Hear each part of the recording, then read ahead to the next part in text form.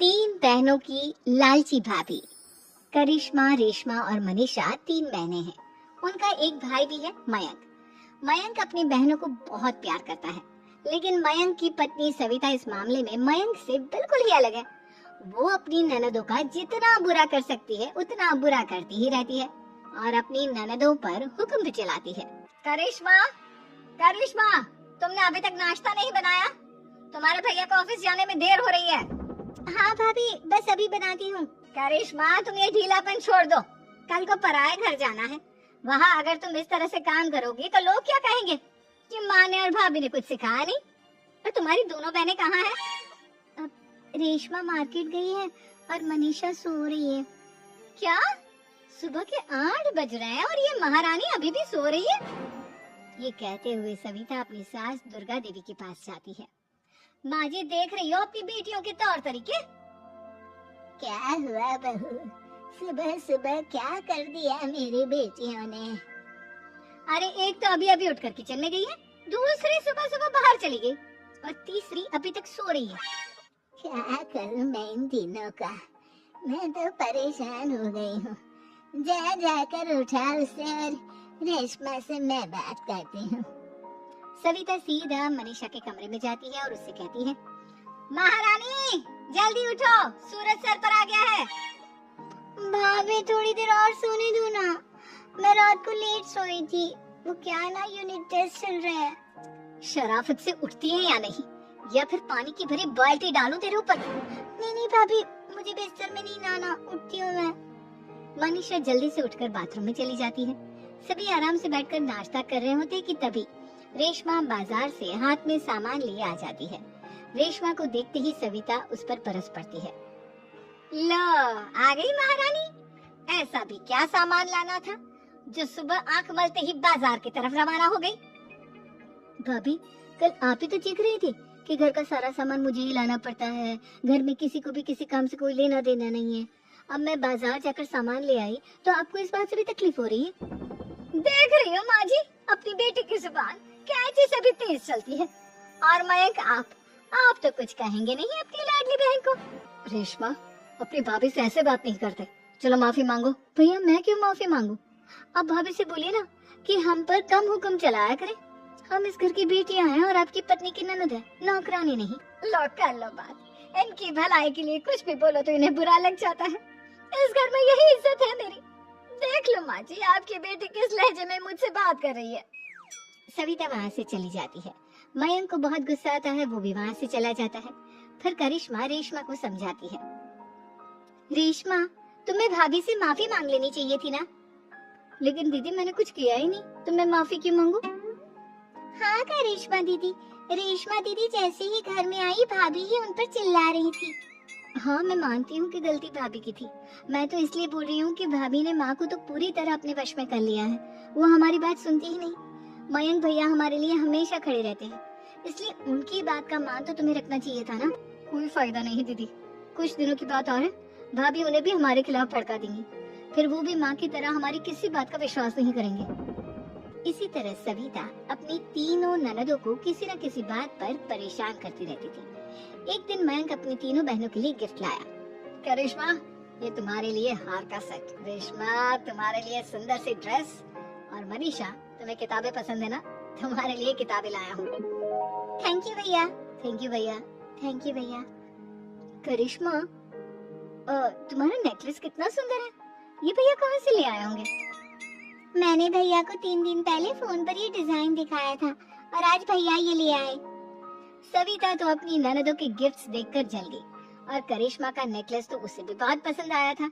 अपनी बहनों के लिए कितना अच्छा नेकलेस लेकर आए हैं, मुझे कभी कोई गिफ्ट नहीं दिया।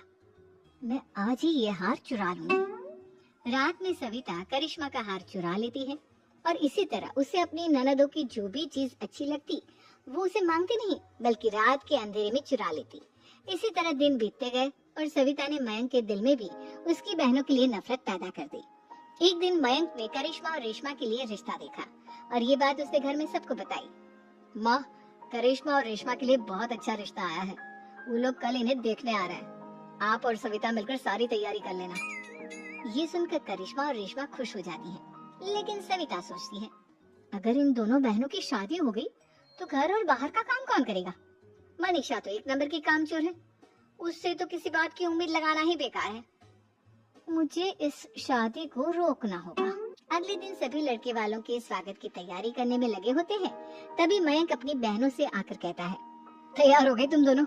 देखो दोनों लड़के बहुत अच्छे हैं, मैं कोई कसर नहीं छोड़ना चाहता, इसलिए तुम उनके सामने अच्छे से बिहेव करना और अपनी भाभी से लड़ने मत लग जाना। करिश्मा, तुम वो नेकलेस पहन लो ना जो मैं तुम्हारे लिए लाया था। भैया मैं बहुत देर से वो नेकलेस ढूंढ रही हूँ, लेकिन मुझे मिल ही नहीं रहा। क्या तुमने नेकलेस खो दिया? तुम्हें पता भी है वो कितना महंगा था? तुम कोई काम ढंग से नहीं कर सकती। मयंक गुस्से में वहाँ से चला जाता है। थोड़ी देर बाद लड़के वाले भी आ जाते हैं। वो दोनों बहनों को पसंद कर लेते हैं और रिश्ता पक्का हो जाता है। लेकिन सविता के दिमाग में तो कुछ और ही खिचड़ी पक रही थी। वो पंडित जी के पास करिश्मा की कुंडली लेकर जाती है और उन्हें पैसे देकर करिश्मा की कुंडली बदलवा देती है। जब लड़के वालों के पास करिश्मा की कुंडली जाती है तो वो दुर्गा को फोन करते हैं। बहन जी, हमने करिश्मा की कुंडली अपने पंडित जी को दिखाई थी। आपकी बेटी की कुंडली नहीं बल्कि दोषों का पिटारा है। देखिए, मैं और मेरे पति इन सब बातों में बहुत विश्वास करते हैं, इसलिए हम आपकी बेटी से अपने बेटे की शादी नहीं करा सकते। इस तरह करिश्मा का रिश्ता टूट जाता है और सभी घर वालों को बहुत दुख होता है। अब कविता सोचती है, चलो करिश्मा का तो रिश्ता टूट गया, अब रेशमा का भी रिश्ता तोड़ना है। क्या करूं? अब सविता आवाज बदलकर किसी अननोन नंबर से रेशमा के होने वाले ससुराल में फोन करती है। हेलो, मैं कौन हूँ कौन नहीं ये आपके लिए जानना जरूरी नहीं, बस इतना सुन लो कि रेशमा का 2 साल से किसी के साथ अफेयर चल रहा है। बस रेशमा का रिश्ता तोड़वाने के लिए सविता का इतना कहना काफी था। अब रेशमा का भी रिश्ता टूट गया। मयंक और दुर्गा देवी ने रेशमा को खूब खरी खोटी सुनाई और उससे बार बार उस लड़के के बारे में पूछने लगी। आप दोनों मुझे क्यों परेशान कर रहे हो? अरे कोई लड़का होगा मेरी लाइफ में तो मैं बताऊंगी ना, जब कोई है ही नहीं तो कहाँ से लाऊं मैं कोई लड़का?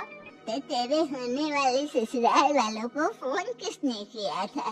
माँ मैं नहीं जानती किसने फोन किया था, मैं सच कह रही हूँ। मैं तो पहले ही कह रही थी इसकी लगाम खींच कर रखो, लेकिन मेरी सुनता ही कौन है? आप चुप रहिए भाभी, ये सब आपका ही किया धरा है। अब तीनों बहनों को विश्वास हो जाता है कि ये सब उनकी भाभी ही कर रही है। तीनों बहनें अपनी भाभी को सबक सिखाने के लिए एक वकील कर लेती हैं और घर में हिस्सा मांगना। देखो भैया, माँ बाप की जायदाद में जितना बेटों का हक होता है उतना ही बेटियों का, इसलिए इस घर के 4 हिस्से होंगे और हमें अपना हिस्सा चाहिए। मैंने तुम्हारे लिए क्या क्या नहीं किया और तुम इस घर में हिस्सा मांग रही हो? भैया, आप और माँ हम बहनों की कोई बात नहीं सुनते हो और भाभी हमारी शादी नहीं होने देगी क्योंकि उन्हें लगता है कि आप हमारी शादी में ज्यादा पैसा लगाओगे और उन्हें हम जैसी फ्री की नौकरानी कहाँ मिलेगी। तो हम भाभी के साथ तो रह नहीं सकते, हम बहनों को अपना हिस्सा चाहिए। अरे तुम्हें शर्म आनी चाहिए अपने भाभी पर ऐसा इल्जाम लगाते हुए। वो तुम्हारे बारे में कितना सोचती है। हाँ माँ, भाभी हमारे बारे में बहुत सोचती है, दिन रात बस यही सोचती रहती है कि किस तरह से अपनी तीनों ननदों को परेशान करूं और कभी मुझे पढ़ने भी नहीं देती। दोनों बहनों का रिश्ता भी तो इन्होंने ही तोड़वाया है और रात में हमारे कमरे में आकर हमारी चीजें भी चुराती हैं। इसी तरह सविता की तीनों ननदें अपनी बात पर अड़ी रही। अब कोर्ट में तारीख भी शुरू हो गई। जब सविता को लगा कि उसकी तीनों ननद इतनी आसानी से नहीं मानने वाली, तो उसने अपने पति और सास को सारी सच्चाई बता दी और अपनी तीनों ननद से माफी मांगी। मयंक और दुर्गा को भी अपनी गलती का एहसास हो गया। अब सविता खुद करिश्मा और रेशमा के लिए अच्छा रिश्ता ढूंढती है और उनकी शादी करवाती है।